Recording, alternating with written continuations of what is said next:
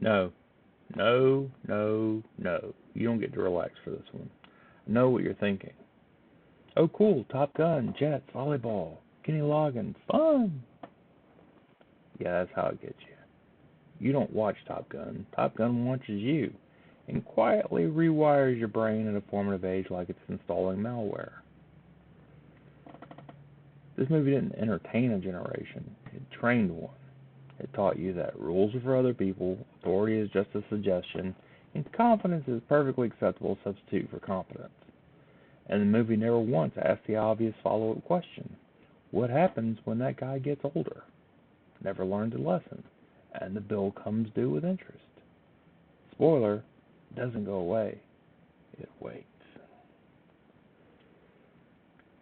This isn't nostalgia. This is conditioning with a soundtrack. So don't pretend this is analysis, this is an intervention. And you were there.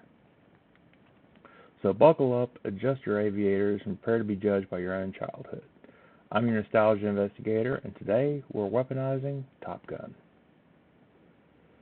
Before we even get into it, your presence is required in the group therapy room immediately. Were you Team Maverick or Team Iceman? And don't lie, because we can all pretend we were responsible adults, but we all know what posters we had on the wall. Drop in the comments. Top Gun is about the Navy's best fighter pilots being sent to an elite school where the stakes are incredibly serious. And by incredibly serious, I mean pride, call signs, and who gets to feel smug at the bar later. There is no war, there is no strategy.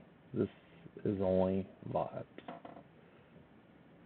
It's basically a Navy recruitment commercial that accidentally grew a plot.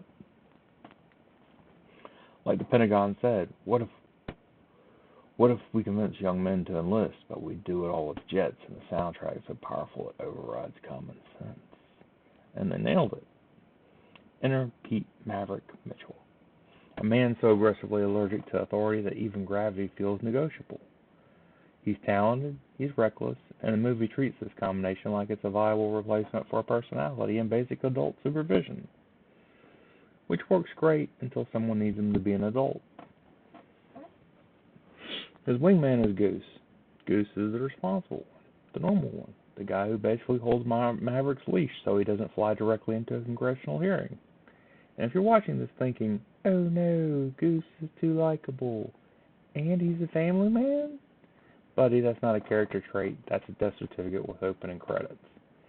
Yes, that's because Goose exists to be lovable, be wholesome, and eventually die so Maverick can briefly acknowledge consequences and feelings before immediately going back to doing crimes in a fighter jet.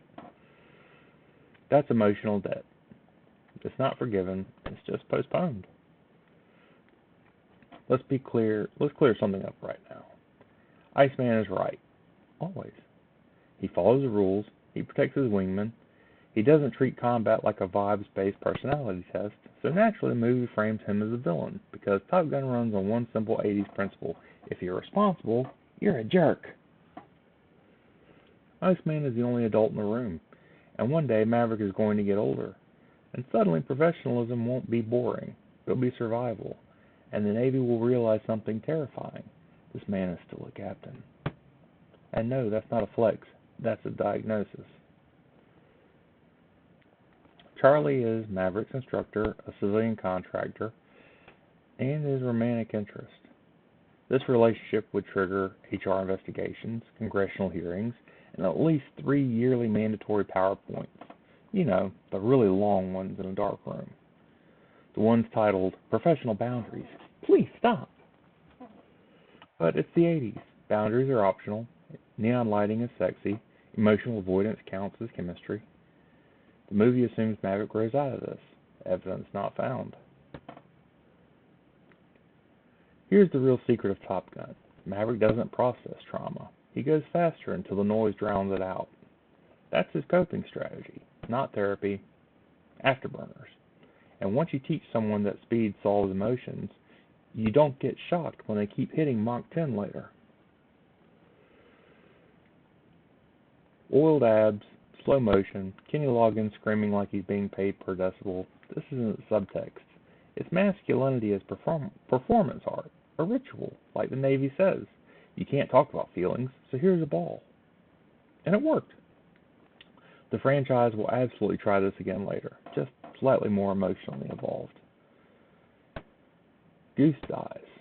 Tragic, preventable, important. For all of 12 minutes.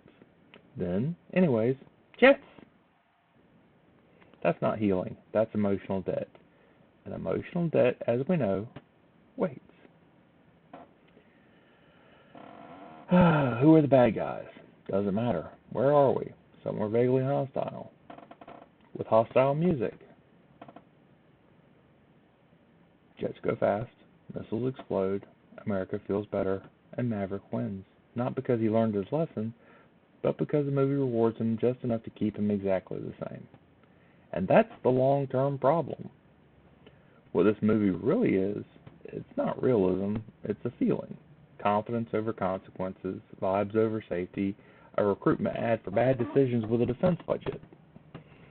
And it worked, because here we are, still humming, still defending, still pretending it doesn't come with interest. Weaponized Nostalgia rating, 5 out of 5 afterburners. Not because it's responsible, but because it made you feel unstoppable. Like the video, subscribe, drop a comment to feed the algorithm, and don't forget to ring that bell for notifications.